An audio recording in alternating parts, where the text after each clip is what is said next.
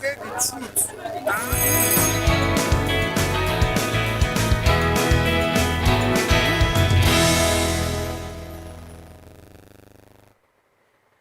During Gelange, the special advisor to the president on media and publicity highlighted President Bola Tinubu's successful effort to stabilizing the foreign exchange market and rejuvenating refinery operations. Ngelale anticipates a stronger Naira by first quarter of 2025 due to these initiatives. The resumption of fuel refinery operations is expected to further reinforce the Naira's position and positively impact market prices. The president remains committed to rewarding the people's sacrifice, anticipating widespread benefits across all sectors. And with us still in the studio, we still have Barrister Darlington Agomoho is all sitting here in the capacity of a public affairs commentator. And we have Mr. Chukuma Okoro joining us virtually. He is a journalist. And both gentlemen will help us to look into this wonderful topic. And now to you, Barrister. I also understand that Mr. Mukhtar Mohammed is also here, who is a business strategist and a CEO of Asha Investments Limited. Well, welcome, gentlemen. Let's get into this conversation. All right. Right now, to you, Barrister, since you are the one we have in the studio, my first question will be getting or making dollar to gain more, just like Ngelale said, using the presidential strategy to be the link to the boost. What do you really make of this? First quarter of 2025. It is not sustainable because the so-called bringing down of the exchange rate between Naira and the dollar. You and I know where it is coming from. They borrowed money to show up the Naira so that you can strengthen against the dollar. That is what they did. Everybody is aware. So how can you celebrate such a thing? There is no production going on in the country, for God's sake. So where did you export anything to get the dollar you are talking about? Do you plug dollar from the air? If Nigeria is producing today, go to LCCI. Go and see. Go to their website. Go and see how many industries that have closed down. Those industries, have they come back? Look at all the major industries here that have gone to Ghana and all that. Have they come back? So where is that production that will sustain this Naira dollar exchange rate that you are jubilating? Only two things was done, which they are celebrating. Listen very well. You know, most people, they kept their dollar in their domiciliary account with the banks. Can also now tell them, those dollars they use as collateral, offload it to the public. That's what they did. They sold on the bank. We are told to sell off all those collateral they have in dollar currency. And that was what they did. So because of that, there is too much money in circulation. That was why they increased the what they call now, the rate. MPR. Yeah, MPR. That was why they increase it so that they can mop up this excess cash in the this thing. Is that how to run an economy? All right. That was what they did. So I am not amused yet. Until things start looking up, the cost of goods and services start coming down. Then the industry start working, and our youth will go back to job. You can now talk. Well, Mr. Mukhtar Mohammed, a very good morning to you. Well, you are a business strategist, and at this point, you can give us a bit of more insight into this projection by the president, 2025. The possibility of the Naira strengthening itself against the dollar. Help us through this in the business understanding of this. Thank you. Thank you for having me. Good morning. I disagree with Barrister in the studio. Production, it doesn't mean it has to come from one source. We are producing, where we were today was because our major source of FX oil, and at the point we're not producing because of oil theft. But that has gone up now to about 1,400, 1.4 million barrel per day. So that has increased the inflow. We've attracted foreign investors, we call them hot money. After all, you need the hot money first to stabilize your currency in the short term. Those are portfolio investors because of the MPI rate that has been hiked, and so we are giving them more value for their money when they bring it into Nigeria. Um, which all these are short-term measures, because when your currency takes a battering, you need to look for short-term solution first before you begin to look at the long-term solution. Is what Barista is saying in the studio. Maybe you think about production. I mean, you go to the manufacturing sector. Now, if you look at the manufacturing sector, before now, most of them were crying because exchange rate was almost hitting 2,000. Exchange rate has come down to about 1,200 as yesterday. So inflation is still high, yes, and most of these inflations are driven by exchange rate, because most of the things that we consume in this country we import into this country. So that hike the exchange rate. Inflation. We'll see that inflation will go down in the near term and in the future. So about 2025, I think if you can achieve within 6 weeks a rate from 1,800, 1,900 to 1,200, then you have the capability to continue to strengthen. Now, when you look at inflows that have come in, the beauty about those inflows are that they are coming in from sources. Yes, you could have concerns, because when you look at these numbers, you realize that about 39% of the inflows came from foreign investment. Over 41% from foreign investment and 59% from Nigerians in the diaspora. So that gives you foreign sources at 41%, Nigerians at 59%, which is fantastic. But again, if you look at individual inflow, about 405%. If you look at the non-banking inflow, about 157%. Then there is a challenge, which I think Barista is saying, when you look at imports that will earn you export, effectively, you are just looking at 14%. But that also could be up, because it's when you begin your currency have stability, then that's when you begin to look at exporting a lot of things outside. And the game changer has been that, and that game changer going forward will be the coming on stream of Dangote refinery for manufacturing of gases, and also you see that the pressure on the naira largely is driven by refined petroleum product importation into this country. We see a drastic reduction in that. We've seen that again in the area of diesel. Hopefully, NNPC will not play us the mirage again. By before it was December, now they say April, so April is here. Hopefully, Port Harcourt refinery will come on stream, Dangote refinery will come on stream. Then we'll be able to begin to have local production of refined petroleum product. We've seen that in diesel, the price has come down, even if it's not much, but again, it has come down by the time you have those come. So there are a lot of things that are working for us, like the one Barista talked about, using foreign. I mean, you make sure you convert all foreign loans that were sent in naira. I mean, you collect naira and you use your foreign currency as collateral. Ordinarily, that shouldn't be even allowed, because like dollar is not a medium of exchange in Nigeria. So it was more some of the sharp practices that we see happen in the financial sector. You cannot go to the UK and tell them you want to collect pounds and you're going to give them dollar, or you go to US to say you want to collect dollar, you're going to use pound as collateral. It is not done. So what the CBN has done, I mean, it's a good thing they have done, to say, okay, you know what, we are going to make sure those, so you change it back to naira within the next 90 days. So that's 90 days. So that's 90 days. You are going to see an inflow in these 90 days. So for me, administratively, we are doing the right thing. But when you look at monetary wise, what we are trying to do is just to attract inflow. Yet we are dealing with a monster. You have two monsters when you want to deal with in economies. You want to deal with the monster of exchange rate volatility, or you want to deal with the monster of inflation. As it stands now, in our own case, we could use what we call twin stick, or you call it the carrot and stick approach. You deal with the exchange rate, it will affect inflationary pressure, and also that will bring down inflation, and that will stabilize the exchange rate. So I think presently you need to give it to the CBN governor, even if you will say that they came in when the price was 700. I will keep saying, for the past 8 years under Buhari administration, there was no economy. What we had was a managed system, and now we are beginning to see a lot of things happen.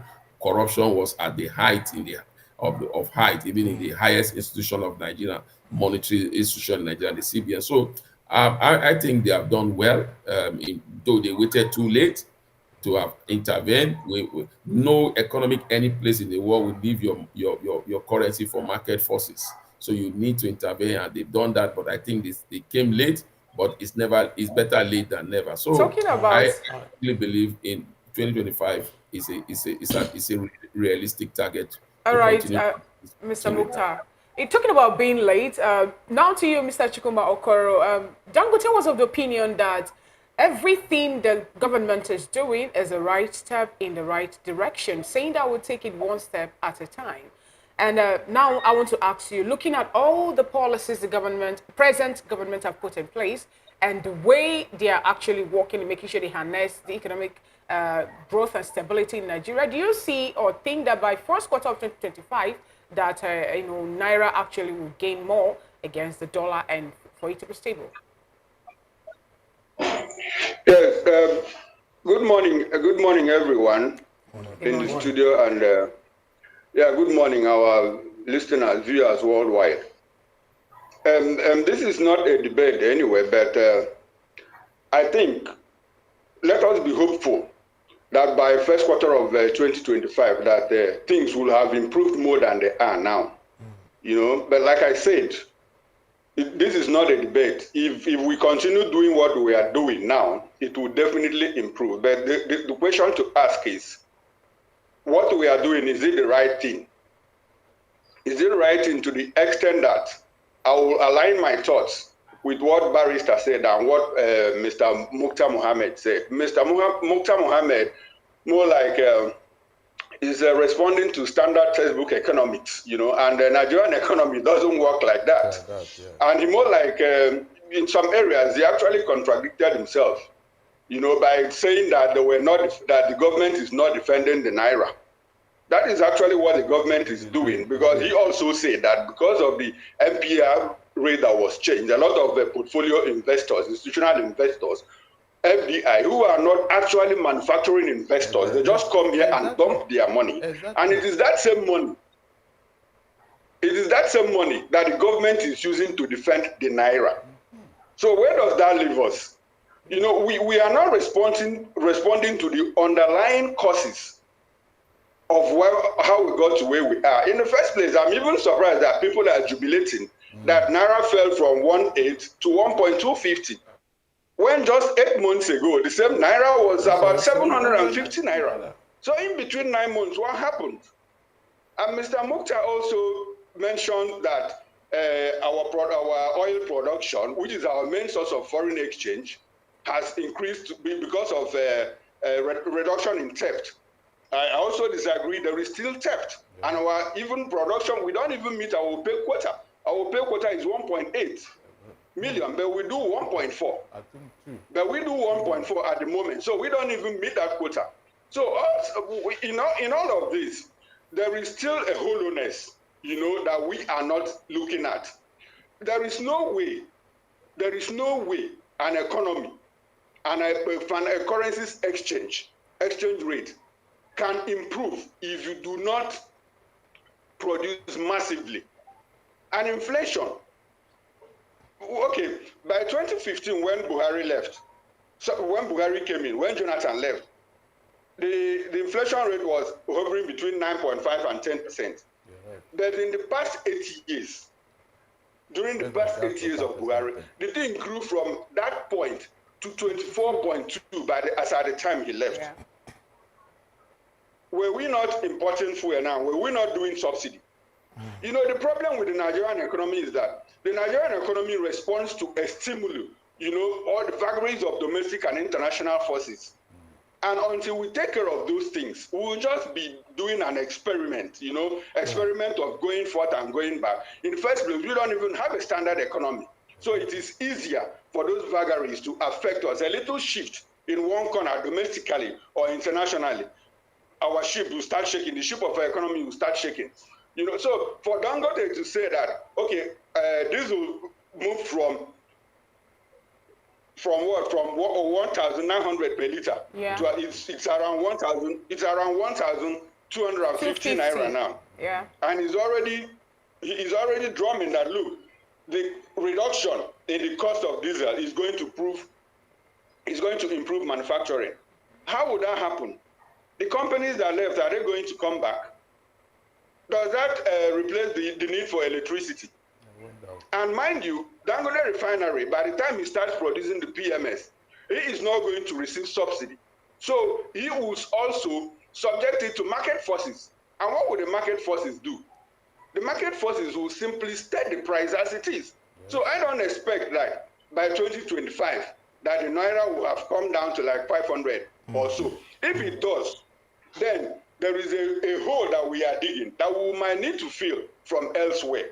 Because presently, we are digging holes. We are, okay, Mr. Mukhtar, let me ask, like I said, we are not in a debate, but if we are producing so much from the oil sector to be able to meet our currency, foreign exchange demands, how come we are still borrowing money? I wonder. There's still a demand from the president before the Senate to borrow, before the National Assembly to borrow. So these things, they are neither here nor there. What we need to do is go back the basics. I don't believe in what the central bank governor is doing. He's using short-term measures to tackle this problem. If I understand that there are long-term measures that are in place to ensure that we don't go back to where we are coming from, then I'll say yes, what we are doing is right. But in the interim, what we are doing is just to, how can I put it, just to buy time. You know, it's like we are giving ourselves a night shelter in the wilderness, and when day breaks, we go back to where we are coming from. All right. Thank you so very much, Mr. Chukwuma. Now, I'm going to come to you, Barrister. At this point, I'm going to just ask, what, in your legal point of view, what legal framework needs to be set up to consistently try to manage the Naira from gaining more to the dollar? The legal frameworks are there. It's just implementation. Which are you referring to right now? Now, the CBN Act, let us start from there, because they are the custodian of our currency. The CBN Act, is it being implemented? Is it being followed? If it was being followed, we will not be looking for 30 trillion naira now. We will not be looking for that kind of money. The National Assembly is investigating where that money, where Buhari took it to. That kind of money is a lump sum. You had it yourself from Buhari when he said that he collected such an amount of money that you and I, we should include it in our national debt and pay it. They now called him, come and tell us, where did you use this money? Who gave it to you? Who authorized you? Did he answer us? Is the law not there that you will not borrow more than 1 trillion naira and you must pay it before you can even talk of another one? But Buhari went overboard and collected 23 trillion. Please, is that not an infraction in our financial system? Now, who is even talking about that? Nobody. Nobody is mentioned. Imagine if that kind of money was properly utilized. David, you and I will feel the impact in the economy. Everybody will see that such an amount of money entered into this, that they put it somewhere. But he did not even explain it. At least write some paper. You have people there who will tell you, okay, I spent 1 trillion naira here. I spent 2 trillion naira here. Because he cannot account for that money. That's why he did not offer any explanation. Meanwhile, the laws are there. That you must not do this, you must not do this, you must not do this. Now, did anybody follow it? You just identified the fact that a particular amount was taken by the former administration, personally, the former president. And as we speak, nobody is in court. Nobody's talking about it. Does this practically look like Nigerians are the ones that are not even concerned about what's happening in Nigeria? No, we elected some people who we thought that they were representing us. We didn't know that they went there to represent their pockets. You're talking about the people that they have. Yes, the National Assembly, yeah, because they were there. Like this thing that is going on with Lagos Calabar Coastal Road. Right.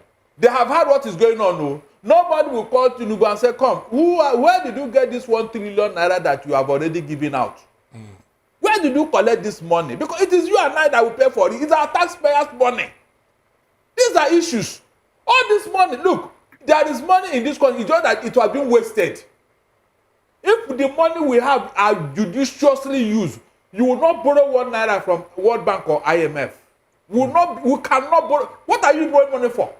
All right. But the ones we have here, we are not using it properly. People just put it in their pocket and then come and tell you and I that there is no money, we should pay tax. All right, Mr. Mukhtar, at this point, I really want to come to you on the particular conversation that Mr. Chukwuma raised some few minutes ago.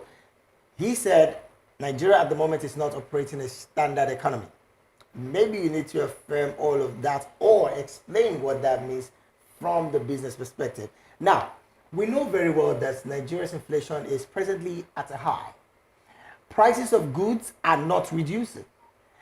The projection of 2025, the Naira gaining, the first quarter of 2025, the Naira gaining strength against the dollar is what the presidency is assuring Nigerians. Are we clearly, isn't this like a fruitless effort on the side of Nigerians because prices of goods are still at the high and Nigerians are still feeling the brunt? Isn't this more like something we're not helping? Thank you, David. I want to correct some little what Mr. Chukwuma said. Number one, our OPEC quota is now 1.8 million. OPEC has given us a quota of even 1.5 that they are planning to even reduce. It's just because we've not been able to meet. Ordinarily, we're supposed to be doing 1.2. Is this presidency that put their own quota at 1.6? So we are not 1.8 in OPEC quota. It is 1. It's supposed to be 1.2, but they are lying up to 1.5. So that is one. So that's why I said we have an inflow there. Before now, we're doing 800,000. At the point we're doing 800,000. One the highest we got through Buhari time was about 1 million barrels. So we've seen an increment of about 400,000 barrels. So which is fantastic. That if you calculate that, we are still about $6 million into the Nigerian economy every day. So that is one. Can you, in one sentence, respond to why do you think Nigeria is not meeting the quota, as of course expected? OITF, which everybody knows, and again, it's not as worse as we thought it was before now. If you are about 800 now, you have got into 1 point something million. So I don't think it's still bad, but again, it's better than where we're coming from. That is one. And secondly, no economy in the world where you said, "Oh, we are managing it." No economy in the world leave your foreign your currency to market forces. So before now we're using what we call fix. We fix manage it. We say it must be in this rate. Now what we are doing is what we call float management, or we call liberalization. Now, what the CBN does in intervening the market is the same thing you do in your company. If your company share has a value of, let me say, 1,000 and is selling for 800, and you realize that your company share is 800, you can decide to say, you know what, I want to buy back my shares because I think my shares have more value. So that's the same thing that happened in the currency market. The CBN will definitely have to intervene in terms of liquidity. Now, you don't have liquidity. First of all, you need to source for liquidity. Why are we where we are today? Is because there was no liquidity in the system. Now, the immediate term you need to deal is just like if your house is on fire, you don't start talking about the structure that makes the fire came. You first of all put up the fire, then you begin to look at the structure. What happened? Why did it come? Was it electrical? Was it not done? So first and foremost, when you want to solve an economic challenges, you look at the short-term measures first. The short-term measure is stabilize the exchange rate. So how you are going to do that? Yes, they borrowed money, fine, but that money is tied to an asset, which is our crude oil. So it's more or less like being paid for. So in economic terms, yes, when you say modern economy doesn't work in Nigeria, yes, I can't but agree with you, especially when you look at our exchange rate. I mean, our inflationary pressure. We started with some people, but that's why I talked about homegrown economy. When you use your homegrown technology, use your homegrown economic skills, you can decide to do a lot of things differently from what the world is telling you to do. So as it stands now, I think I would say it. I'm not a fan of what the current government, APC or other PDP, but economically, you must give it to the CBN. They have done a lot. Administratively, they are clearing up the sum. They've been able to clear up the backlog that was there, about 7 billion, and they didn't pay 7 billion, they paid 5 point something billion, meaning that they saved Nigeria 2 billion of what people would have stolen because they were telling us we are owing 7 billion. You look at the airline industry, tickets are coming down drastically by the day because the exchange rate keep getting better. So I mean, it's not that they met it at 700, but that 700 was managed, and that's why there's a lot of corruption in it. So what I'm saying in essence is that we have a challenge in our hands. The challenge, first of all, is maintaining stable rates. Now, when you come about your economy in build to build export, these are not things that will happen overnight. That's why I said previous governments and maybe this government, I hope this not this government, have paid lip service to diversification. Diversification is the key, whereby your major source of revenue is just one source. Once you have that external shock, then you are back to where you used to be. Like I keep saying, stabilizing the rate of a lot for a long time is never a problem in Nigeria. We've done it. We've done it like most times. We've seen the naira from 150 got to 250. It was there for a while. Then from 250 to 360, it was there for almost 3 to 4 years before COVID came in and everything got down. So we need to come up with a system whereby we can earn more effects into the economy, whether portfolio investors, whether foreign direct investment. Those are strategy. How do you earn effects into your economy globally? You earn effects by what you export. You earn effects by remittance. You earn effects by foreign portfolio investors. You earn effects by foreign direct investors. So they are all part of the effort to bring in effects into your economy. You cannot just depend on one source. So goods and services cannot go down ordinarily overnight because we're not here overnight. If I bought my goods at 1,900 and somebody bought at 1,200, the person that bought at 1,200 will not just automatically begin to sell it at the price of the okay 1,900. Oh, he want to sell at the price of the other person that is still selling at 1,900 until we have, and that's what we're talking about, an equilibrium, whereby we see that some of these goods were bought almost at the same price. Then you see price comes down. As I mentioned to you, I'm saying now, at least what I've been able to find out that the price of a bag of rice, which was like almost 80,000, have moved down to about 70,000 or 72,000 within 2 weeks. At least I did that myself in my own area. Not I didn't go to Nigerian Bureau of Statistics to get it. So I did it myself. So I've seen those prices will come down, but they will not come down immediately. 2025 is a good target if all the parameters are put in place. One of those parameters, and I think one of them is already working. Like I said, 90% of the pressure on our exchange rate is largely driven by our oil, refined petroleum product we have to import into this country. So we will see stability and we will no more put so much pressure in bringing refined petroleum product into the country in the next 1 month. So you will see that rate will stabilize. As a CBN, you look for price stability. And in price stability, you think of which way to go. Yes, hiking of rate is not good for the Nigeria economy now because that means cost of funding has gone up. But if you look at major Nigerians, how many of these things do we really produce? We don't really produce so much. So over 80% of what we do, we bring it in. So first of all, try to address the supply chain. And the only way you can address the supply chain is bring down the exchange rate. So once you bring down the exchange rate, then all other parameters will fall in place. I said it before, the former CBN were playing lip service to it. What they do, they go every day, they hike rate, which I call copy and paste. I've said it in your program here. They just copy and paste what they are doing in UK, what they are doing in US. But they were not looking at the fundamental, what is driving our own inflation. Our own inflation is driven by exchange rate volatility. When you address exchange rate, our inflation will naturally come down. That is the solution. All right. Okay. Thank you so much, Mr. Mokhtar, for that. Now to you, Mr. Chukuma, as I also asked you to give us a concluding thought with this question asked. Looking at the time that Ngelale gave to be when we actually actualized the gaining of strength of Naira to a dollar being first quarter of 2025. Nigeria also have so much loans that they are servicing.